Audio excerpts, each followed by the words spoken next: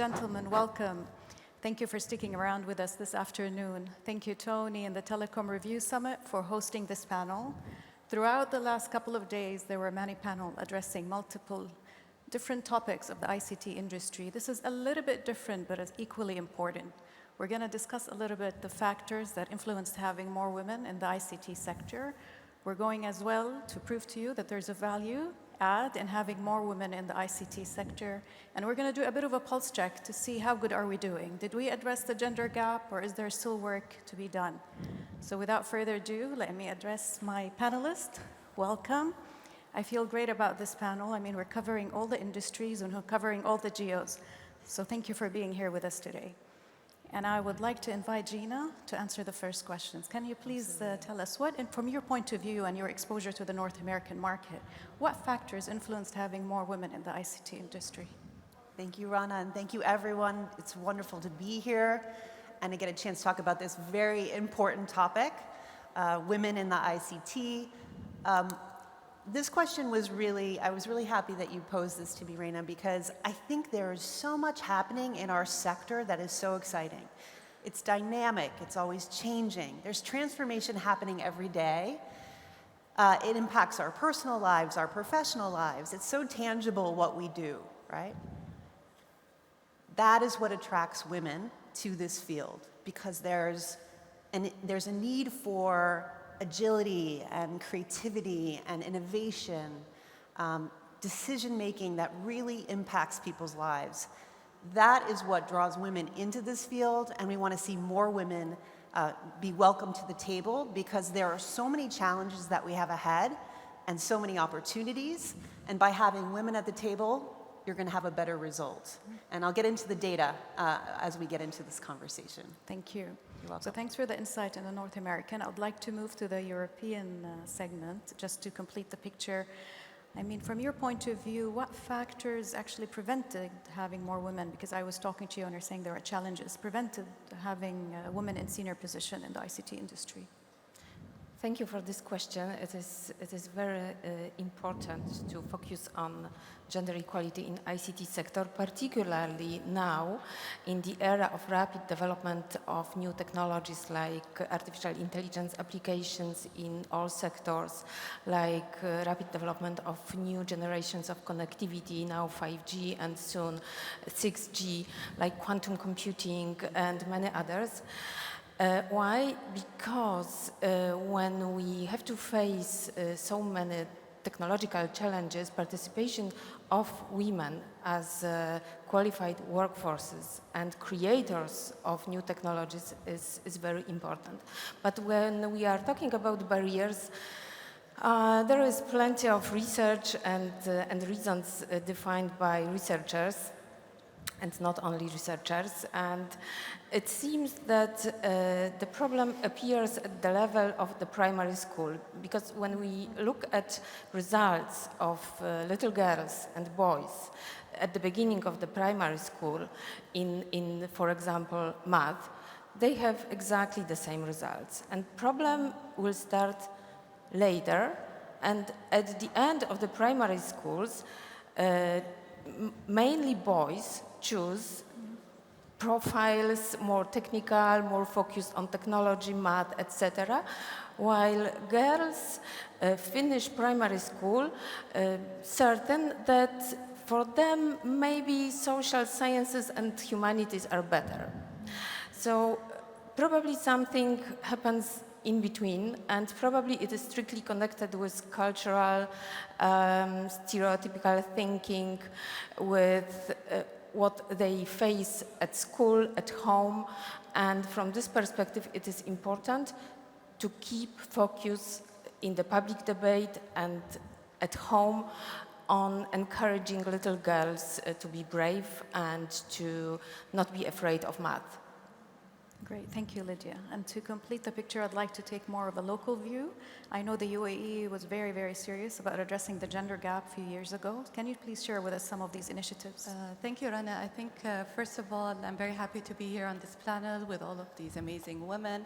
And thank you, Mr. Tony Eid and the Telecom Review for dedicating a session on this important topic. Going to the UAE, I think the UAE has implemented a multi-layered approach, be it in the legislative reforms, education, institution, and on major programs. For instance, the country has established a UAE Gender Balance Council, and that in itself is a testament towards the nation's interest and focus towards ensuring the gender equitable workforce. We have also witnessed in regulations, for instance, as a listed company, you are obligated to have 20% of women on the boards. We have ministers, 9 ministers women. The Federal National Council, for instance, mandates that there has to be 50% representation of women. When you look at other events or other programs, or even a more recent one, COP28, one of the key themes was on gender balance. So the country is adding a lot of emphasis towards this and sees the importance of supporting women, empowering women, and I think we're very fortunate for that. And I think it's more on us as individuals, as organizations in the public, private sectors to push this agenda forward. Thank you, Hanan. This is great. Now I'd like to move to a different sector altogether, Nadine, the education sector. I mean, you have a very good pulse on the number of ladies, and you were telling me you're seeing more interest in young ladies choosing to enter STEM programs, and also more women are giving the opportunities to have senior roles. Can you please share some of the factors that helped achieve this? Yes, so first of all, thank you, Rana, for your beautiful moderating as usual. Thank you. And thank you, Mr. Tony, for inviting us. And it's always nice to be in Telecom Review. In fact, yes, I've been working at the university in computer science and ICT sector for many years, and hopefully things are improving. The number of students enrolled in ICT is getting higher, and the number of faculty members joining ICT is again increased. So this shows that we really are working hard to get more women involved in ICT sector. And this is due to many factors, starting from the society to organization to government. So yes, we do have a joint effort from all these three in order to encourage women to join ICT. Starting from exposure to ICT. For example, we do have courses which are offered in order to expose the students at school to ICT courses, like coding programs, coding competitions. So this is now very familiar in KSA and in other countries. So I think this is good to make this kind of exposure or pre-exposure. And the most important thing is, I think that now, currently, when women are joining the ICT sector, they really know where they are heading to. So before, it was really unclear, and the percentage was really high of women just joining the ICT sector and not knowing what's next. Now, with all the women empowerment, with all the awareness, with all the programs which exist in order to empower women, we can we can go ahead, in order to reach good positions and in order to have equal opportunities. Very refreshing, Nadine. Thank you. Wafa, I'm very excited this year that we actually have an entrepreneur and a founder in the panel. So from your point of view, how do you feel the ecosystem in terms of supporting and helping women start their own business? So hi everybody, I'm really excited to be here today amongst an incredible panel of all women, which is really rare. I also wanted to say it's incredible to share the stage with Hanan, who's an incredible role model for women in this space, but also does so much on the Gender Balance Council, so very excited to be here as well.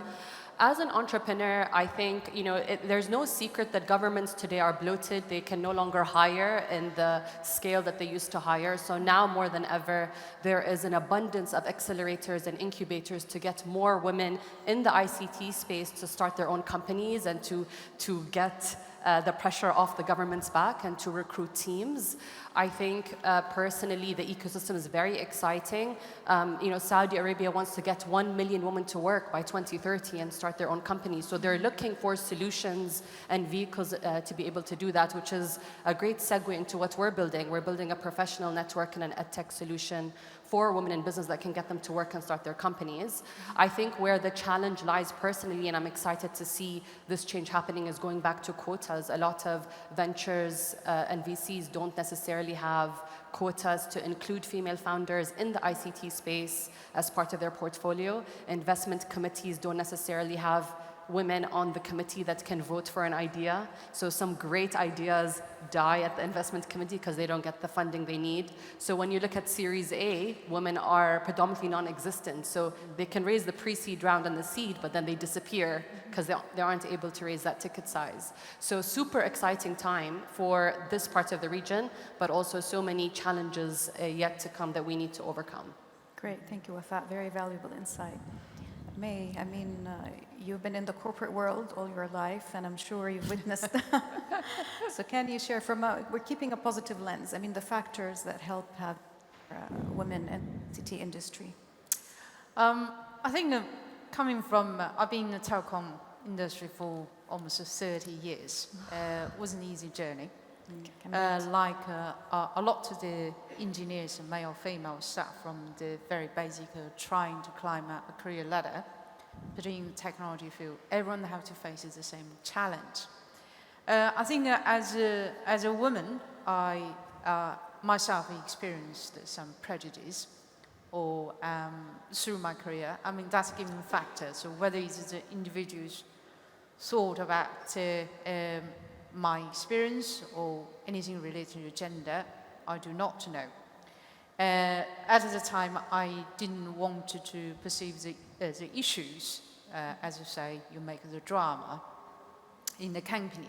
So true. But it gave me the strength that to continue to prove myself so that I can do the job, I can do better job, and I have the technology ability to do the job, and also I have the kind of characters possessed by women can do a better job, and which from different angle in terms of solving the problems, finding the issues, and excel from the current position. The strength of doing that, and I should trust myself. So that kind of, promote myself to elevate myself to the position I am today. Having said that, and over the years, particularly in the ICT sectors, I have seen a lot of the changes, particularly with the operators across all board in the region started promoting women ICT, giving the opportunities to the girls to start to give opportunity to actually progress in the company. So that's a very positive way it's happening. Of course, we need also to address the challenges. The stock is not really broadly there. And whether, as I said previously, so whether we should continue setting the example, giving the environment, giving the opportunity, allowing more girls to get involved in the ICT industry. Yeah. Thank you, very inspiring, May. So now we're going to move to the value add that women bring to the table, but I'm going to prove it to you by facts, so no assumptions, no speculations. And I'm going to take, Gina, your help with that. Absolutely, absolutely. The punchline here is it's good for business. That is why you want to do this. And the data proves it out. McKinsey, Harvard Business School, Forbes, you cannot, the reports and studies that are coming out to tell you this is good for business is plenty. And I want to tell you some of the key facts around that. One, gender diverse management and leadership teams outperform their peers by over 25%. On top of that, this is a pretty great number for us business leaders out there. Gender diverse teams also show 2.5 times higher cash flow per employee than their peers. Helpful. There's also overall a 19% higher, at least, that was the lowest number I could find in those studies, 19% higher revenue when you have gender and overall diverse teams than peers. So it is good for business from a financial perspective, and that is critically important for all of us. But in this environment of needing to be agile and adaptive, this is a competitive advantage when you bring gender diverse teams together, as well as it shows that there's increased innovation, as well as better decision making. One study I just read, the McKinsey Women in the Workforce, and it said that those teams were 87% better at decision making, which is a pretty pretty spectacular number. So it's good for business. The data plays it out. And I think as we consider, as I said, the need for us to continually adapt and bring the best talent and the best people to the table, you want to do it because you want that competitive advantage. Thank you, Gina. We're not done. I have some more data. So Lidia, as a sociologist with access to data and statistics, can you share some? Your comment inspired me to tell about one figure which is not very optimistic. According to Forbes Women in Poland, we will achieve full gender inclusion in 107 years. It's quite a long period. Personally, I am optimist and I believe that this period will be much, much shorter. When we want to find more statistics, I think that in fact, percentage of women in ICT, which we observe now, and which is only 17% from 8 million of ICT specialists in the European Union, is not a lot. But all initiatives we can observe around, carried out by governments, by universities, by international organizations, and maybe first and foremost by employers, will change this situation soon. Mm-hmm. This is great, thank you. Hanan, I would like to invite you to answer the next one. I know you're very passionate from the Gender Balance Council at DO and about always encouraging women to be in the ICT sector. I mean, from your experience, what values do you see women bring? Thank you, Rada. I think my colleagues have somehow covered a lot from the data perspective, and I guess the real value is when you have diverse people within the group, you would have diverse thought. And for instance, in DO, when we are designing a product, it's important to have that diversity. So when we go out to the market, and a lot of times when you're going out, it's 50% women, right? So it's a diverse ecosystem that we need to look at and cover. So the value then you would have the balanced outlook, which in return helps with the business growth and the sustainability of the company. And also the other stereotype where we always hear that women are better listeners, we're more compassionate, we're more empathetic. I see that, and I'm one of them, I think. But these are some of the values, I think, that we bring onto the table. Great, thank you. May, I would like to focus more on the technical roles. So, I mean, the ladies mentioned a lot of great values, but when it comes to technical roles in particular, and you've been a leader in the technical industry, like you said, for 30 years. So, do you see that women do bring a value to the technical teams? Well, absolutely. I think if I look at the Huawei as it is, and some of the top positions on the technical parts, the leader, the product line leader, actually females. Amazing. So they brought their knowledge, skills, thinking, and the strategic way of progressing in the company is absolutely valuable. So that's without their help. So they probably, arguably to say, we wouldn't be here we are, and in develop a lot of some of the key technology.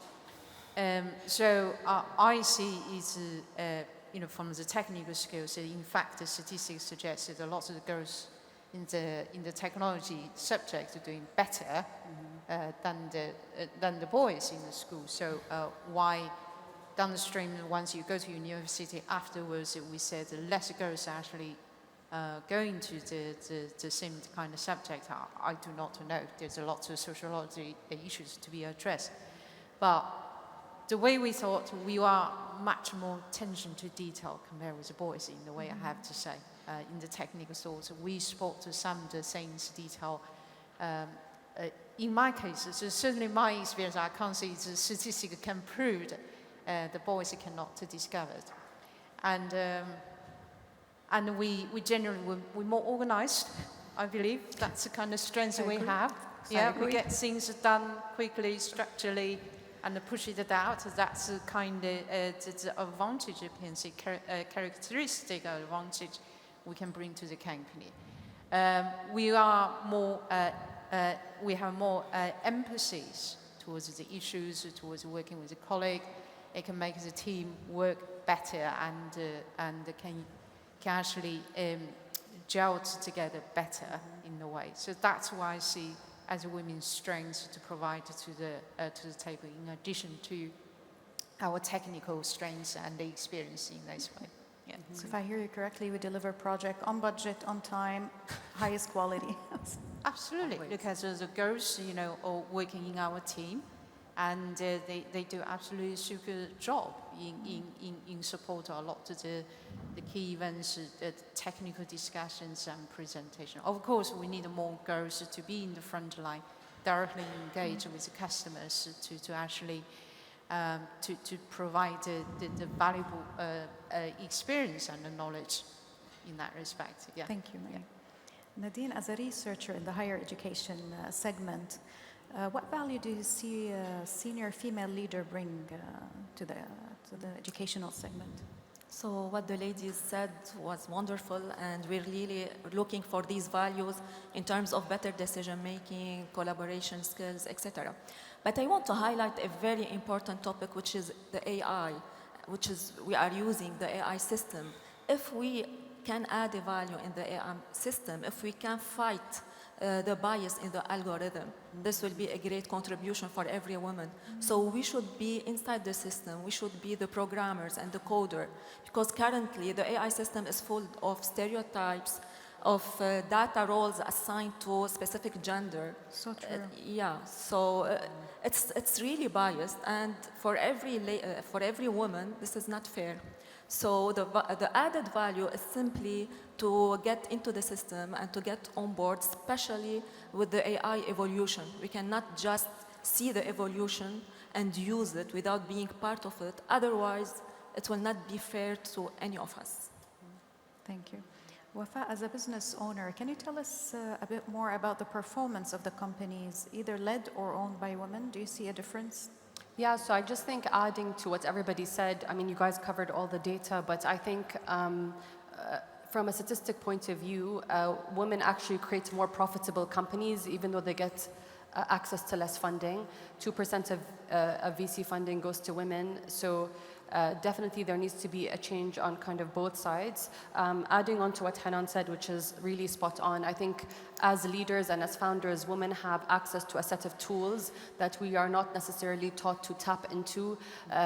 Predominantly and historically, the space of business has been led by men. So maybe as women, we pick up on how to do business the way men do, ignoring the fact that we have incredibly natural instincts in leadership, such as nurture, and maybe we're taught some are taboo and we kind of put them in a box and shelf them, but actually tapping into nurture and empathy and so many incredible tools make us really powerful businesswomen and very powerful founders. So I think creating an ecosystem where you encourage that, whether in the corporate space or in a startup, is a great solution. I think as founders, women also create incredible solutions because they see different challenges based on their experiences. And I think when they go out to get the funding, you don't necessarily get that right access to network. But women do have ticket sizes to invest, but they're much smaller than an average, maybe male's ticket size. But I think the idea here is collectively women are very powerful as a group. So it's about pooling the money in and then making investment decisions. So a lot of what I do with my team is how can we create these incredible business spaces where women can do business. Predominantly men do business in the Majlis or at a cigar lounge or golfing, and I don't golf, so let's be very honest. But I think what we need to do is create these spaces where can women go to figure out how to create more equality and create a more gender inclusive ecosystem in the startup world. So remain united, I guess the message, right? Yes, yeah. Thank you, Wafa. This gives me the perfect segue to move to the next topic, which is addressing actually gender equality. And I would like to start with Hanan. I mean, do you believe that we have achieved gender equality in UAE? No, we haven't. But I think we have made a lot of progress. We do see a lot of new graduates coming into the ICT industry, which is very promising. But we need to work on it on the longer run. So we need to make sure that the leaders and the leadership does focus on ensuring that these women who enter, we need to target them and ensure that the strategy of ensuring that they're retained, the mentorships, the opportunities, the practices that we need to make sure that we see them grow as the company grows. At the end, it requires a more holistic approach, and at the end, one hand doesn't clap on its own. It's both, and I think it's the community as a whole that needs to be embraced, and not just the organization. So you have it from schools where girls, they start their journey into the ICT and learning more and growing an interest in that. The family mindset, for instance, with my daughters, I make sure that, our grandmothers used to always say, when you grow up, Hanan, would love to see you getting married and have children, but never about, we want to see you as CEO or a leader or going into, or, innovating anything.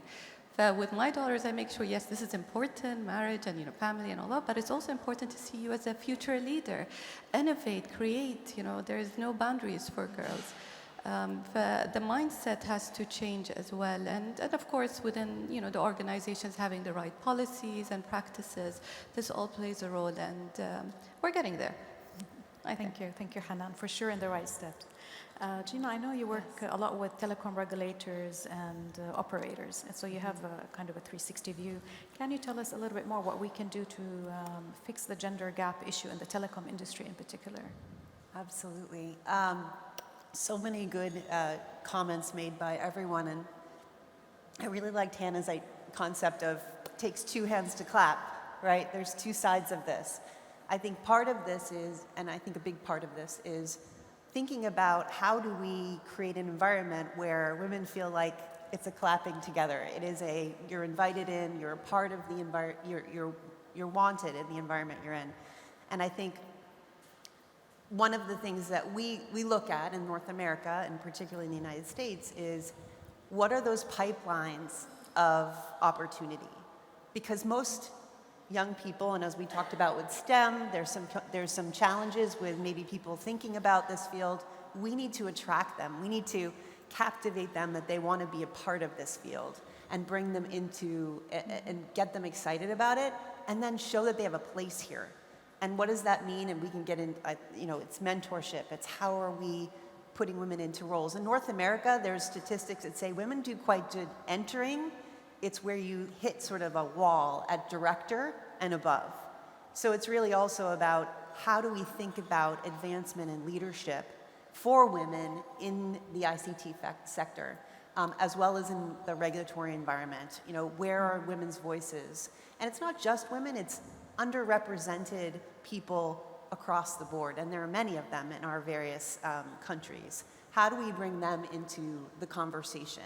How do we make sure that, I think many discussions about we're tapping into a very diverse population of people. Let's ensure that we have those voices at the table making the decisions, strategically bringing folks forward and making sure our businesses are strong. Thank you. Is that what you're hoping for? Perfect. Spot on. May, when we talked last week, you referred a lot to the great initiatives that China did to address the gender gap. Can you share this with us, please? Well, China traditionally, ever since the Republic being founded, Chairman Mao used to say, women can hold half the sky. So in the whole society, to begin with, it's always encouraged both men and women to participate in building the country. Although as things are going on, we have, certainly my mum, she was top of the designer for the motor engine. And that's, I got, through her, I knew a lot of the great female engineers. So never come to me as a kindly issue, women should be part of the STEM subjects. Things have changed in the last few years. And now the government has to reiterate the need to improve women's the environment for women to progress. There will be readjusting the women's federation, how this can work to better protect, encourage, and provide the environment for women to grow and to thrive. So lots of these discussions have been done. On the corporate level, particularly with Huawei, women in ICT is always a part of this tech for all strategy. We said is, so we encourage the tech by women, which given the opportunities allows female engineers to participate in the R&D to develop the technology and the tech with her. So in the tech environment, given the opportunity for women to grow, to thrive, to take the senior position. And also it's a tech for her, which designs ICT technology with more specific for women. So these three things we continue to adhere and to encourage to have more kind of normal environment that women can feel comfortable to work with, rather than have to think about, should I take the job, should I do the project, what other people would think, which is why I find that is one of the things that actually stop a lot of girls to progress in the tech company. Thank you, May. Nadine, as a researcher focusing on the MENA region, can you share with us some of the things that you noticed the MENA region, in particular KSA, have taken to address the gender gap? Yes, so it's really noticeable what have been done throughout the last year, let me say. So I'll give you a practical example, like King Abdulaziz University in Jeddah. They will open for the next year the engineering program for aeronautics and nuclear engineering. They will open it for female students. So this is really for the first time happening in Saudi Arabia. Besides, they have many initiatives to empower women and many planned workshops to get the women involved in all positions in ICT. So they are working on upgrading skills and empowering women. And in fact, this is out of the Vision 2030. So there is a vision which will be implemented, and it's currently being implemented.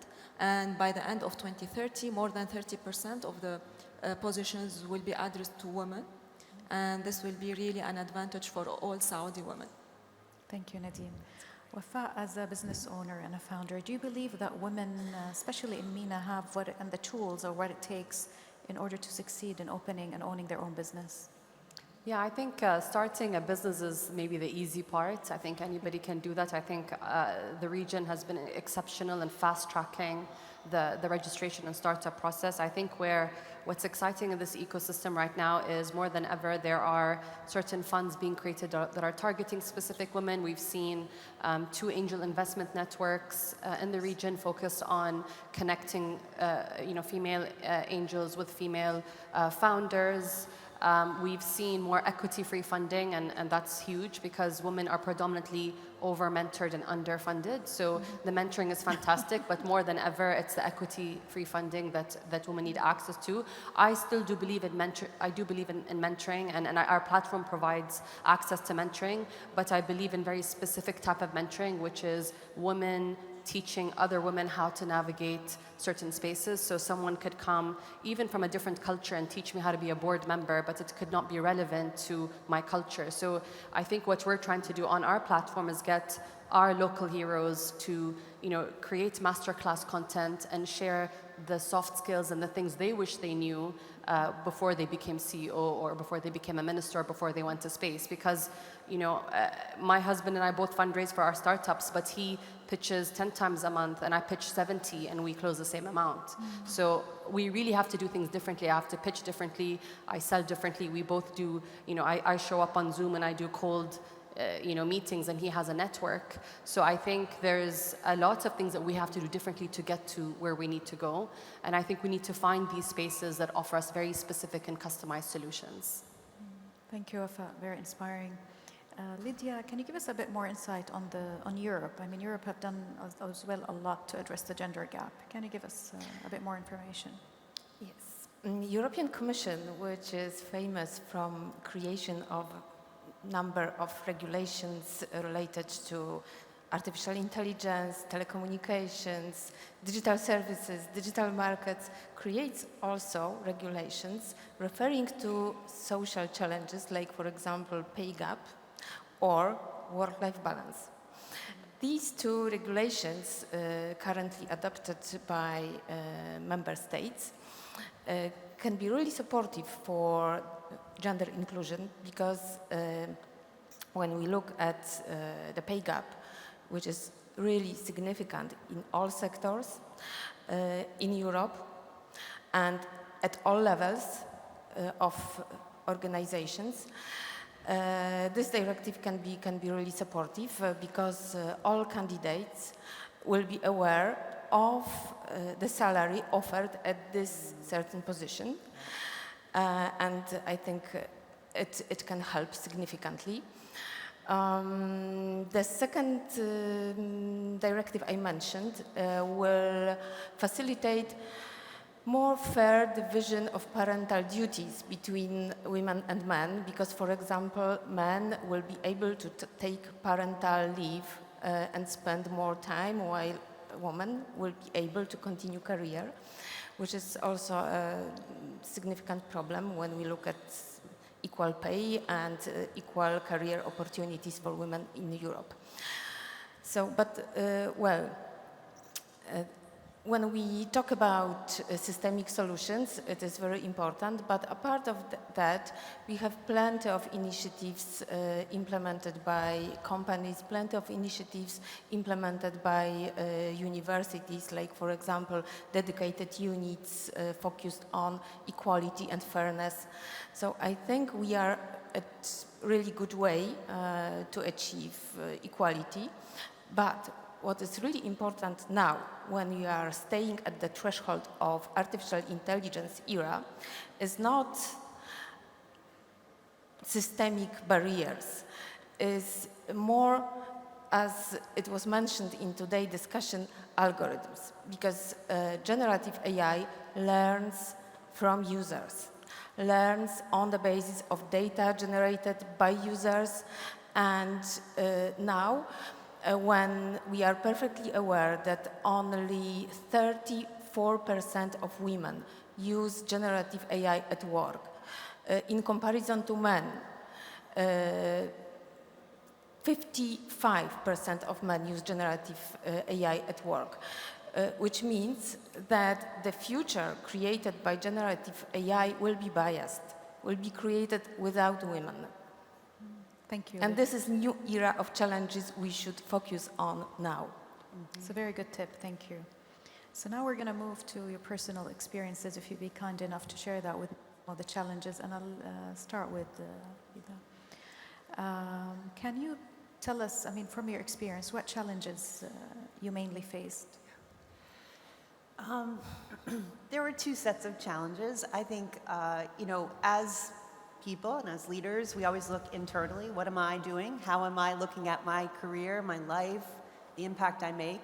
And I think for women and for others who are underrepresented at the table in the corporate world, you have to really think about opportunity and risk and blazing your own path, creating your own roadmap. I was thinking about a lot of what we said is, there are systems and things in place that often do not include women. Part of that is learning the systems and learning how they work, and part of them is creating new ones. And I think that was a big part of what I had to learn through my process was through my own career and life, was how do I create my own roadmap?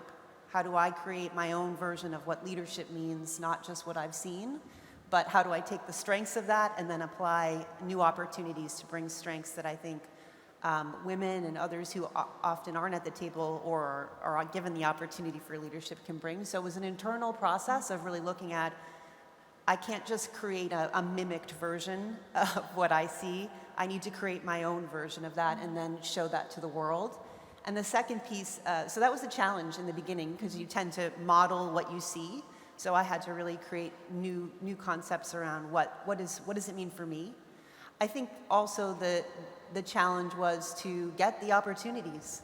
I think sometimes the data says this, and I don't know exactly what the data is, but women often want to be 150% sure they can do the job, or 150% sure they have all the requirements, or they have all the pieces. I think we need to, and society and people who give leadership roles and opportunities to often expect that from women and others.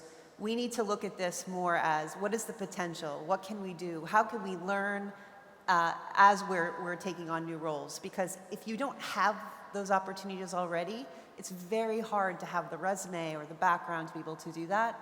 So I think part of that challenge was to convince other people, yeah, I might not have had that opportunity, or I might not be in that same ecosystem, but I can do this. And I think we need to give, that was a challenge I had to do. And as a leader, I really think about that as I consider workforce and pipeline and other opportunities. So those are two areas that were sort of an internal challenge of, I need to do this on my own terms, and also be very comfortable with risk and what I don't know. And then also the challenge of really convincing others that I had a seat at the table and that others should be at the table as well. Thank you, Gina. You're welcome. Lidia, I'm very interested to see what you have to say, because you worked in multiple sectors. You worked in the business, in public administration and academics. How did you manage to find your own path and navigate your way in a male-dominating fields? Well, I'm not sure if I am a good example to talk about all these challenges, because in fact in all sectors there are quite similar challenges related to gender inclusion and equality. What I want to underline now is that my career path was developed in completely different times. Now I'm sure that awareness of gender inclusion and the importance of gender inclusion is completely different. Yesterday I saw on this stage proud fathers of daughters openly declaring that they are perfectly aware that gender inclusion is important. And thanks that I really believe that awareness is not a problem right now. Now we should focus on machine learning, and we should learn that teaching machines that gender equality is important is the key issue right now. Thank you. Nadine, from your experience in the Middle East and having a very good, grasp of the culture, did you see the culture evolve throughout the year in encouraging or accepting to have more women in senior roles? Yes, so this is surprisingly happening that, yes, the culture is improving, and women are encouraged to join, as I said, the ICT sector. And it's really very practical for every Saudi woman, let's say, to have a scholarship, and this is only for Saudi women and Saudi students, to have scholarships, for example, to MIT, to go there for 1 year or 2 years with her family or with her husband, and then to have her research work done in MIT, and then to come back and to get senior position and leadership in Saudi Arabia. So from my own experience, yes, this is really happening, and borders are set high for every woman to work hard on herself, because by the end of the day, she will realize her dream, and her career will be completely fulfilled.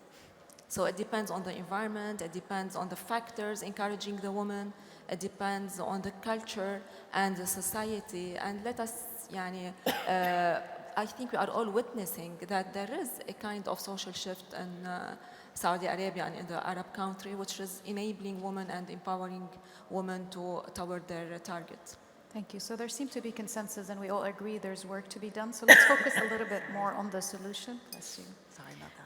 Wafa, with you having exposure to multiple corporates, you deal with many corporations. Can you share with us some of the good examples of success stories and what they did in order to have more women in senior roles?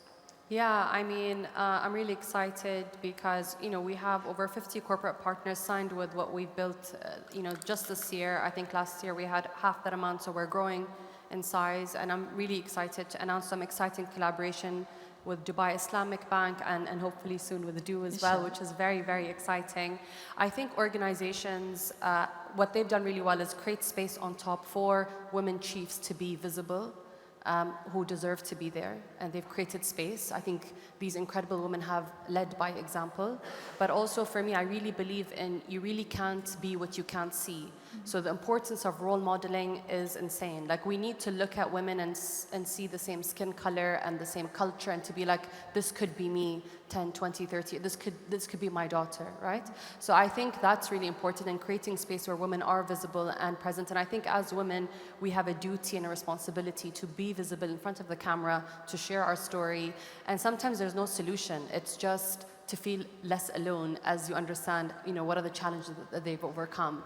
I think corporate entities have also created budgets for D&I that they have to spend in the space to accelerate women in the workplace. And then I'm a huge fan of quotas. So again, like we need to make sure that, to accelerate changes, to create space and to find and source the women that deserve to be in the positions they need to be in. Thank you, Wafa. Lydia, back to Europe. I mean, again, you have exposure to multiple industries, multiple sectors. What are the best practices that you witnessed Europe do in order to improve the issue? Okay, I mentioned a lot of European initiatives at the regulatory level, so now I will focus on business perspective, which is close to my heart currently.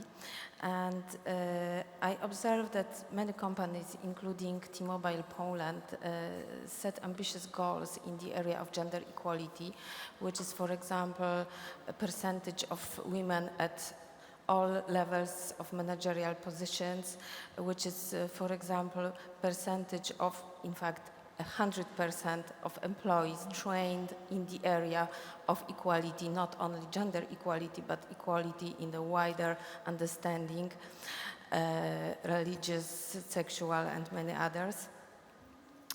And special actions promoting awareness of gender equality carried out within entire year, not only, and particularly in the context of, for example, International Day of Girls in ICT. I observe also as a part of International Telecommunication Union Group on capacity building initiatives, a lot of fantastic actions carried out by international organizations globally, like, for example, Girls in ICT Day, celebrated by private sector, by academia, and by all UN agencies all over the world. So we have really a lot of fantastic actions worth of promoting. Thank you, Lydia. So Wafa, to close this off, what advice do you have for aspiring women hoping to start their own business soon? Go for it. Excellent. Easy. I think also, being a founder, I was able to create, I do think I work longer hours, but there is that flexibility. I think one of the challenges I face is I am a young mother, so finding that work-life balance is never ending. And I think I would just say to everything is temporary, things always get better, it's super exciting, and I think we all have a part to play in this ecosystem and how to strengthen it. And I think, again, we go back to the idea of the women's collective. Like, we are incredibly powerful when we pool in our money, when we support each other, when we change the narrative of women supporting women, when we create more space. I think men do this really well. They join organizations and they lobby and they pull their colleagues in and their friends in and their network in and people that they look up to. I think women can also, do the same, and we need that space to be created so we can pull each other into these incredible spaces where decisions are being made. Thank you, Wafa. May, what advice do you have to young women entering the STEM sector right now? My advice is don't be afraid. Don't see the huge amount of challenge. Because if you think it's a hard work for you, it's also equivalent hard work for the boys. So if you're interested in that, go for it and take the course, try it, and you just find out you may like it. Give one example. I just met a young girl in the COP28, and she just joined the company about 4 years ago. She started working on some of the AI stuff and sustainability, energy saving solutions. And she absolutely loves it. And we started talking about different technology, what is the future like. And I put a quantum computer on the table. She immediately just got her phone out to start searching for that.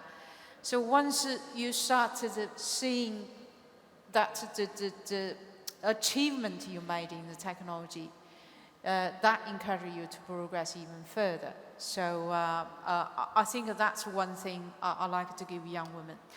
The other things I wanted to add a bit about, talking about personal challenge, I always find myself is to overcome this guilt about I'm away from my family doing the work. I think every single lady on the stage shared that, where my partners and my husband, when he goes away for work, doesn't appear to have the same level of guilt. So this is a part of a challenge we have to overcome ourselves. So true. Because it's a shared responsibility in the families. You truly talk about equality, so everyone should take a share of that. Why should you feel extra guilty about it? So this is our own mentalities and have to change it. So the own difficulty have to overcome. Thank you, May. Gina, help me wrap this up. What is the call to action to the Absolutely. audience? Absolutely. I do have the call to action. I also want to say, my sons, when I would say, oh, I wasn't, and they're like, what are you talking about? It's absolutely the guilt that sometimes we feel as parents, and I think especially as mothers, is kind of all wrapped in our own heads. They were like, no, we loved hearing about what you were doing, and everything was good. I think we worried too much. The call to action. The call to action is, you all have an opportunity and a scope of influence to make an impact on this particular issue. You have an ability to bring more women into this field. Every single one of you, I promise it. And you have the ability to not only bring women into the field, but also elevate women into roles, in project management roles, and leadership roles, and engineering roles across the board. There are so many opportunities, and you can do something about that. We all have an opportunity to take our scope of influence and do something about it. And what does that mean? It means, look at your organizations. Where are there women and other underrepresented people in your organization? Do you have the numbers that you think will really make that competitive advantage? One important thing is, if it matters, it's measured. Look at the numbers and start setting benchmarks and start measuring those things, right? Because you do want to have that competitive advantage, because your competitors are likely thinking about the same thing, and you want to make sure you're ahead of it. And then once you're looking at that, look at how does our culture work? Is it going to actually cultivate and nurture women and others in our organization so that we have that top diverse talent? That means, do we have the right pipelines? Are we looking at who gets considered for leadership roles? Are we actually setting processes that are transparent so people know how they can get there, right? What is that roadmap for them? So you have an opportunity to make those impacts, and we ask, because we know that you are dynamic leaders in this ICT sector, to actually look at these things within your organizations and do something about it, because you all can, and it'll make your organizations stronger, it'll make your organizations grow faster than your competitors, and it will allow for that talent that we need to address all of the issues we've talked about today. So thank you. Thank you, Gina. Thank you, ladies, so much. It was a real pleasure being with you today. Thank you for your transparency and honesty. Appreciate it. Thank you. Thank you.